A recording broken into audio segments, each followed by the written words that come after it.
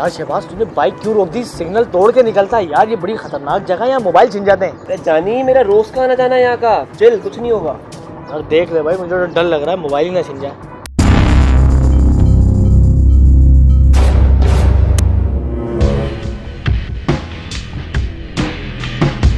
यार शहबाज मैं तुझे कह रहा था यहाँ मोबाइल छीन सकता है, देख आ गए छीनने के लिए। अबे हाँ यार, मानी ठीक कह रहा है, ये तो पक्का मोबाइल छीनने वाले लग रहे हैं। और शहबाज ये ऐसे घूर क्यों रहा है? मुझे डर लग रहा है। डर तो मुझे भी लग रहा है यार, आज तो पक्का मोबाइल गया।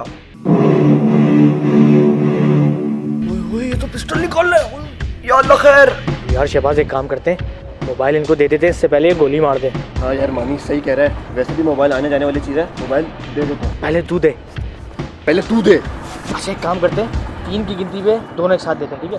1 2 3। गोली मत मारिएगा, खुदा के लिए भाई, गोली मत मारिएगा, मोबाइल ले ले।